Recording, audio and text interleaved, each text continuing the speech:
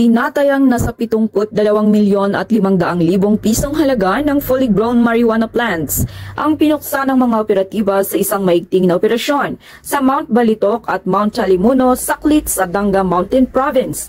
Nito lamang ika-27 ng Setyembre taong kasalukuyan.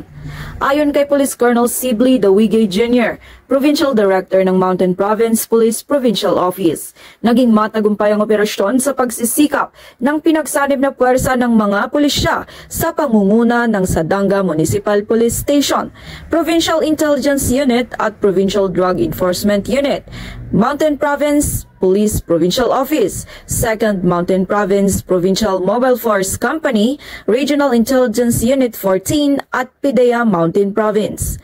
Ang isang araw na operasyong ito ay nagresulta sa pagkakadiskubre ng isang open shanty sa Mount Balitok, Saklit sa Danga Mountain Province na naglalaman ng 500 kilo ng tuyong dahon at tangkay ng marijuana na nagkakalaga ng 60 milyong piso standard drug price. Habang sa Mount Chalimuno, Saklit sa Danga Mountain Province, nasamsam ang isang mahigit kumulang 2,500 kwadrometrong lawak ng plantasyon ng fully grown marijuana plants na may nakatanim na 62,500 piraso na nagkakahalaga ng standard drug price 12 milyon at 500,000 piso. Bagamat walang nahuling individual, lahat ng mga fully grown na halaman ng marijuana ay naidokumento at sinunog sa mismong lugar. Kumuha naman ng sapat na sample ang nasabing grupo upang dalhin sa PIDEA Mountain Province para sa qualitative test.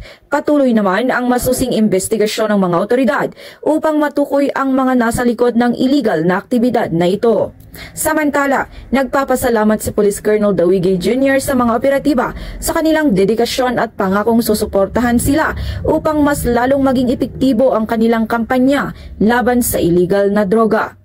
Ang pagpuksang ito ng kapulisan ay nagpapakita ng kanilang suporta sa whole-of-nation approach ni Pangulong Marcos Jr. upang maging illegal drug-free ang bansa.